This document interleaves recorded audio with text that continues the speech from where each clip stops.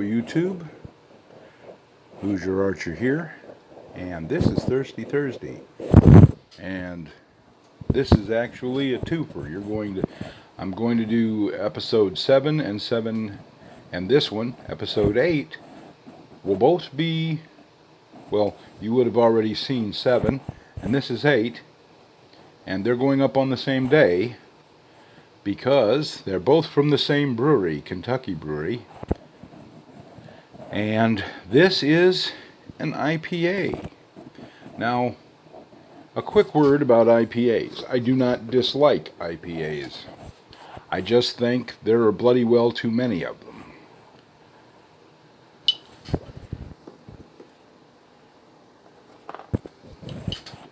Every craft brewery out there right now is making IPAs.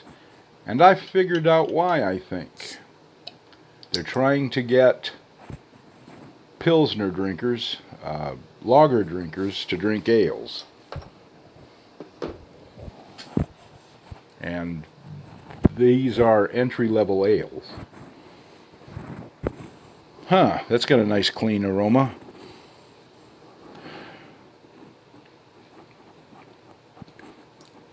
Rinse.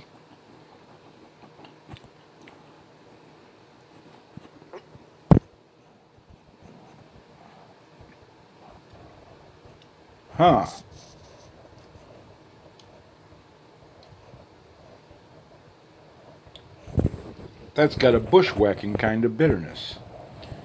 You take in the drink, you taste it, you swallow it, you think, and then, the back note is really quite sharply bitter.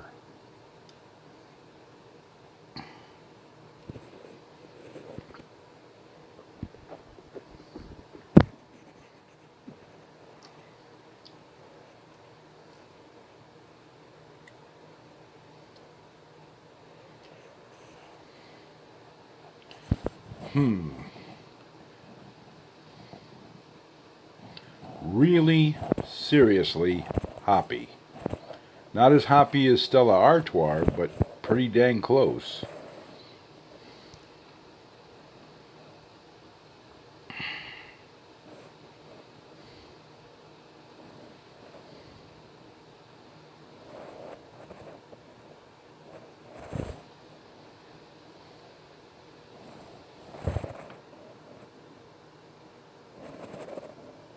It's a 6.5% by volume, so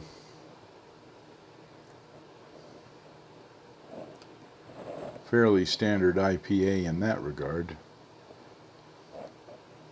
I haven't decided whether I can even give this a recommendation yet or not.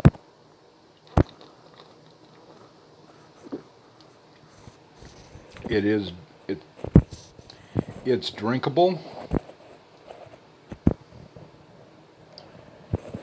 This could just be a thing about IPAs. There are very few that I've ever thought were fan-frickin-tastic. Matter of fact, I can't think of one that was fan-frickin-tastic. I can think of some that were,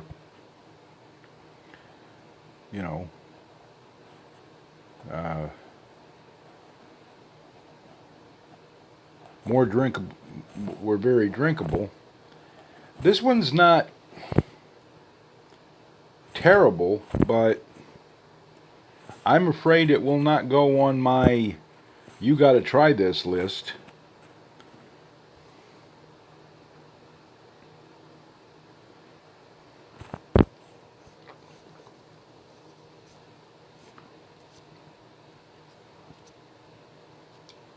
I will say this: if you like India Pale Ales, you will probably like this.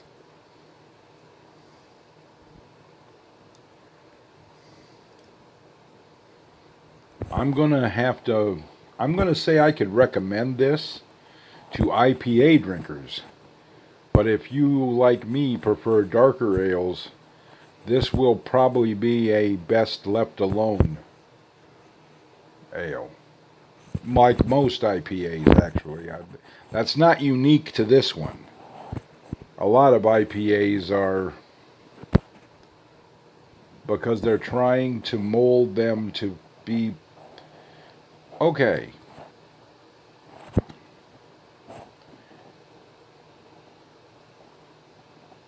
They made beer in India before the English showed up, I'm pretty sure, if I remember correctly. And they made ales. And British beer is they have both ales and lagers. And British soldiers got issued a ration of lager because the makers of lager basically gave it to the British Army to give to the soldiers because they knew that they, just like, I don't know if you know this, but if you go to any college campus in this country, I can almost guarantee you there'll be a Domino's pizza on that college campus. There might be more than one if it's a big college campus, so they can put one on each side of campus, and then they can limit their delivery area and make sure they can deliver quickly. And they will have all kinds of really quite inexpensive specials for the college students. Because what they're doing is building brand loyalty. Well, that's what they did when they gave British soldiers certain lagers. They did it with America too. It was stamped U.S. government beer, but it was actually Bud Dummer.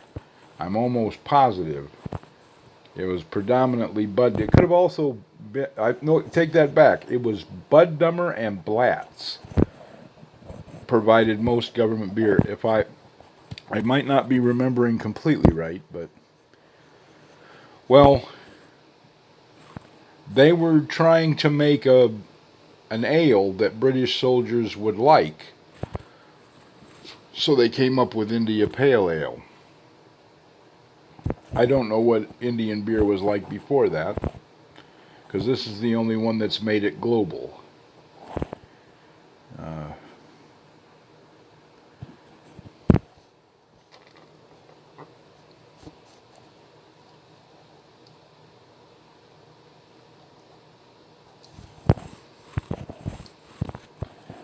I don't generally like my beers so hoppy. I mean, you taste the hops over the malt, you taste the hops over, excuse me. I said the malt, and then started to say hops again, and it came out mops. You taste the hops over the malt, you taste the hops over the barley, although the barley almost stands up to it.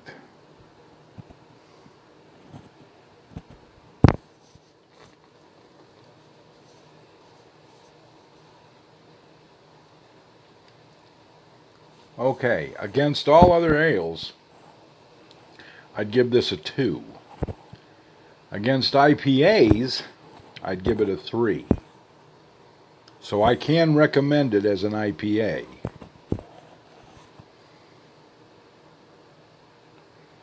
And it's got a really bitter back end. Like I said, like a bushwhacking bitterness. You don't think it's got much bitterness to it, and then you swallow it, and the back end is just sharply bitter. Really, just this side of unpleasant, to be quite honest.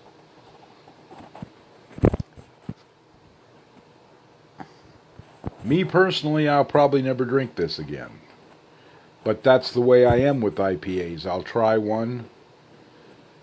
It's an IPA. It doesn't meet what I consider the level of flavor and such that I want in the adult beverages that I consume. I work hard for my money, and I care about what I spend it on. And probably just like you.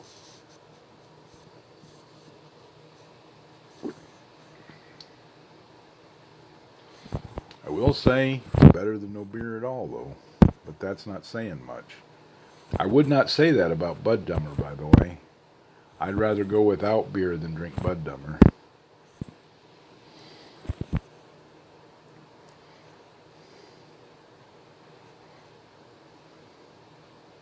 You hand me a Rolling Rock, though, I'll sit down and talk with you.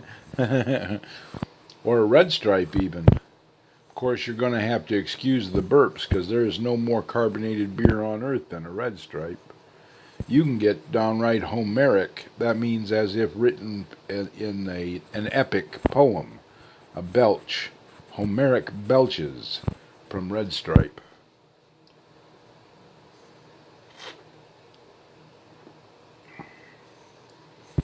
I'll tell you what. This is going to sound weird. This is a sipping beer.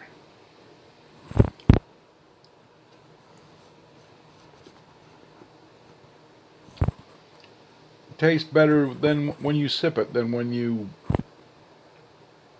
quaff it. Can't really quaff a bottle of beer, though. When you guzzle it, how's that? I've quaffed many a martini. For some reason, I thought as an officer in the Marine Corps, a martini should be the drink that I drank. And I only did top shelf gin. Tanqueray, Bombay Sapphire, that sort of thing. And, well, anyway.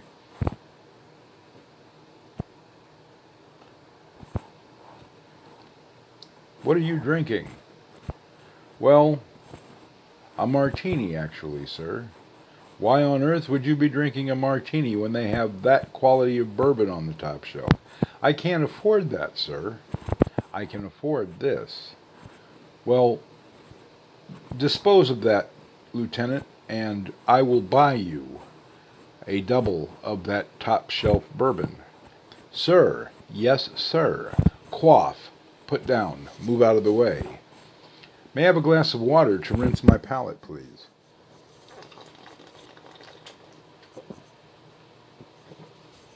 Better to kill it than die a lingering death.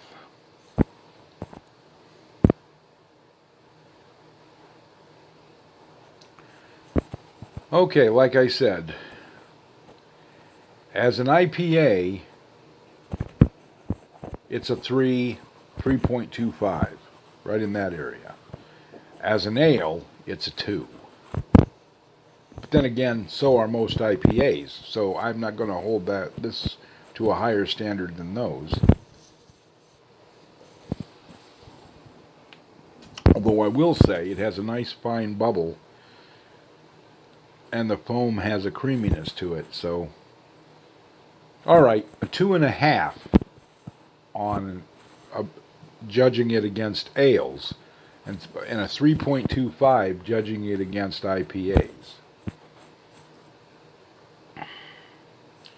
And it does have some be joyful qualities with that 6.5 alcohol by volume. Alright, before I get silly, God bless, happy trails, and watch your top knot.